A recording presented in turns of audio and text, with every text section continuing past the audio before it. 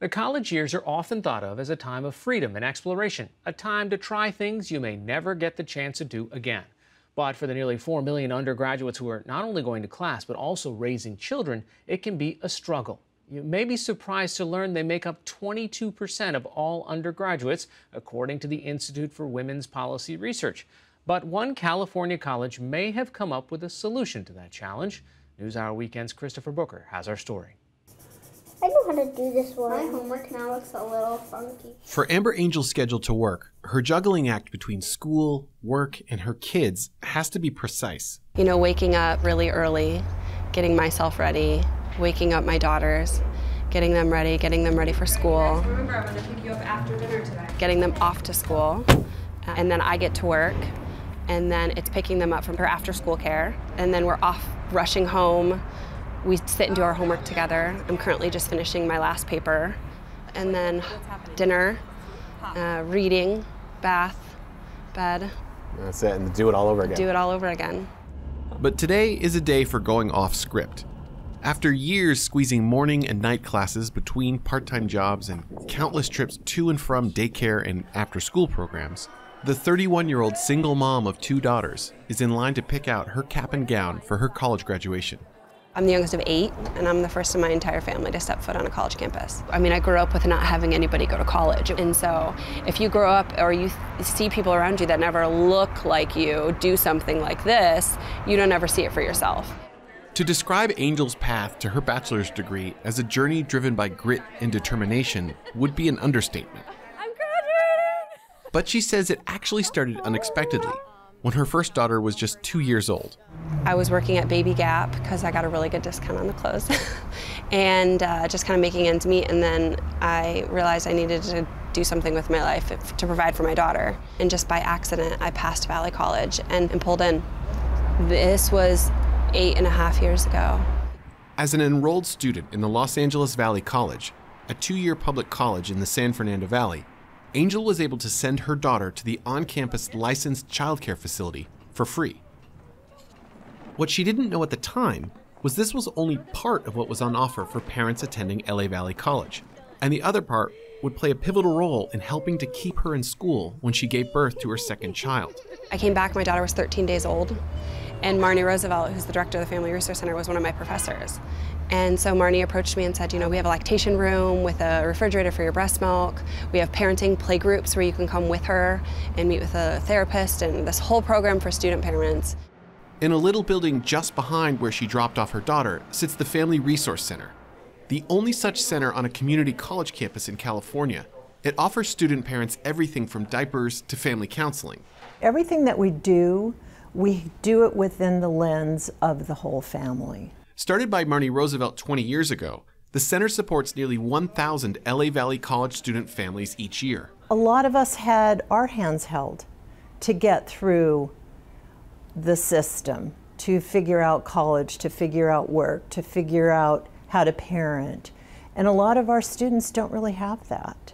Initially functioning as a place for student parents to meet, the center now offers parent and child playgroups, kid-friendly study lounges, tutoring, academic counseling, a free children's clothing exchange, and free organic produce. The center's staff includes a marriage family therapist and a social worker who works with the students to connect them to ongoing college and community support services. To take advantage of the services, parents must be enrolled at LA Valley College and have a child under the age of 18 living in the home. The child care was a huge piece. I would have never made it to school and started here had I not had it. But there's so much more than just that, right? I didn't know that I was gonna have to do group work. I didn't know I was gonna have to come back to campus after I left. Going to study at a library is really hard with a 2-year-old. And that's one of the things the Family Resource Center kind of offered that I didn't have previously. But the biggest is that I met other parents. We know that student parents are really parents first. They're really parent students. And that the second that something happens within their family that means they have to stop going to school, they have to choose between family or school, they're going to choose family. So we know that the only way to support the student is also to support their kids. And the approach has been effective. 80% of LA Valley College students who use the Family Resource Center successfully complete their semester. For the rest on campus, the completion rate is 69%. Something as comprehensive as the Family Resource Center that has a licensed social worker, a marital and family therapist on staff, that's very unique. Lindsay Reichlin-Cruz is a study director with IWPR, the Institute for Women's Policy Research, based in Washington, D.C. Reichlin-Cruz says, despite the rarity, the need for more robust support for student parents is acute. Parents make up a larger share of the undergraduate student population than anybody really realizes.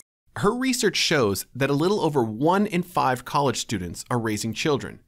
For Black women in college, it's 2 in 5. And in the for-profit school sector, it's much higher. An estimated 45% of students are parents. But in a 2018 study, Reichlin-Cruz found only 8% of single mothers are completing their degrees within a 6-year period. For women with no kids, the completion rate is 49%. The investment that single mothers make in their college education more than pays off in the returns once they graduate. So for associate's degrees, it's about $16.50 to 1. So for every dollar a single mother invests in college, she gets $16.50 back over her lifetime. And over that lifetime, that adds up to around $330,000 more than she would have made with only a high school diploma. With those extra earnings, Reichlin-Cruz says single mothers will be less likely to need public assistance and will pay more into the tax system. There are significant tax contributions to the tune of nearly $8 billion over the lifetime of all the single mothers expected to graduate with a degree. And public assistance savings would be in excess of $310 million just in the 4 years after they graduate. So the whole group of single moms, just 4 years after they've completed this degree, the federal government would save $310 million. In public assistance savings, yes. While LA Valley College's Family Resource Center is an outlier, there are efforts to expand support for student parents elsewhere. New York Governor Andrew Cuomo has proposed a new pilot program that would provide childcare and support services for single parents attending the state and city university system, known as SUNY and CUNY. And in 2018, the federal government tripled the budget for its Child Care Access Means Parents in School program. The funds are used to establish campus-based child care programs primarily for low-income students. Still, services like those the Family Resource Center provides are expensive. Who pays for all of this? Does this result in higher tuition costs for all students and the non-parent students as well? There's no categorical funding for these kinds of services on campus. I write grants and I solicit donations from private philanthropy, and we have some community people who are very wonderful patrons of what we do. But basically, I cobble money together. Right now, we're in pretty good shape, but it changes. It changes from year to year. We need to institutionalize family resource centers, and we need to make sure they're in the budget. You know, we need to find permanent funding, permanent ongoing funding. Andra Hoffman is vice president of the Los Angeles Community College District Board of Trustees. The board oversees the $5.8 billion budget of its 9 community colleges, including LA Valley. But for Hoffman, the argument isn't just about budgetary policy, it's personal. Nearly 22 years ago, when she was 35 and a single mom of 2 kids, she herself was returning to school and was a student at LA Valley College trying to finish her degree. I lived this life. You know, I tried to make ends meet. I would take a class here and there when I could, when I can fit it in after work. But oftentimes by the end of the week, I had no money left, and I would hope that somebody would invite me over for dinner. The Family Resource Center would have changed my life and made it a whole lot easier for me to get through school. Hoffman says from the time she first enrolled in college to when she finished, it took her 22 years to complete her bachelor's degree. For Amber Angel, it was 8. After she completed her associate's degree at LA Valley College, she was hired by the Family Resource Center. She transferred her credits to California State University Northridge, where tomorrow, May 20th, she will graduate with a bachelor's degree in science, majoring in family studies. It's emotional. It's really exciting.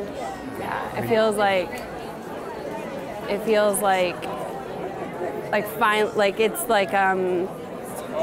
the representation that everything I've done has mattered. 8 years is a long time. 8 years is a really long time, and I did it. I'm sorry, I'm like... No, it's true. I mean, I get it. It's really exciting. Like, I'm so excited to go pick up my girls. Well done. Thank you.